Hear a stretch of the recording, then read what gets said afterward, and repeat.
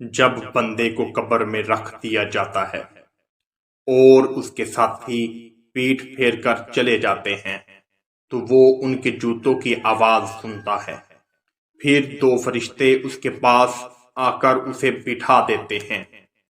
اور پوچھتے ہیں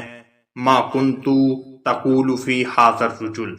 محمد صلی اللہ علیہ وآلہ وسلم، تم اس مرد یعنی پیارے آقا صلی اللہ علیہ وآلہ وسلم کے بارے میں کیا کہتے ہو؟ مسلمان مرد جواب میں کہتا ہے اشہد ان محمدن عبدہ و رسولہ، یعنی میں گواہی دیتا ہوں کہ یہ اللہ پاک کے بندے اور اس کے رسول ہیں۔ چونکہ قبر میں سرکار مدینہ حضور نبی کریم صلی اللہ علیہ وآلہ وسلم کا دیدار ہونے کے بعد، نیز موت کے بعد نیک بندوں کی روحیں آپس میں ملاقات کرتی ہیں، اس لیے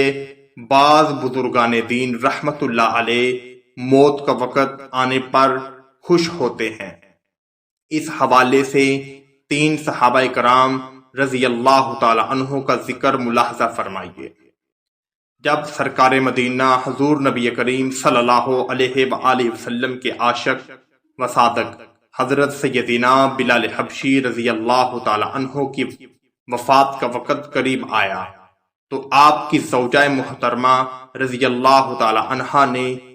بے قرار ہو کر پکارا،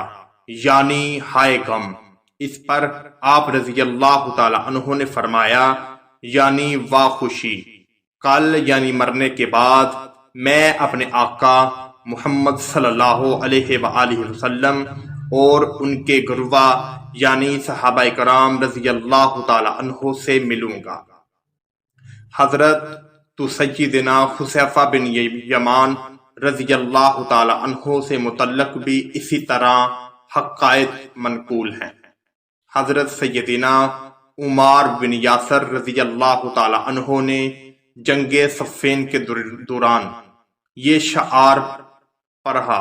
ان قریب مرنے کے بعد میں اپنے پیارے نبی حضرت محمد صلی اللہ علیہ وآلہ وسلم اور آپ کے صحابہ سے ملوں گا۔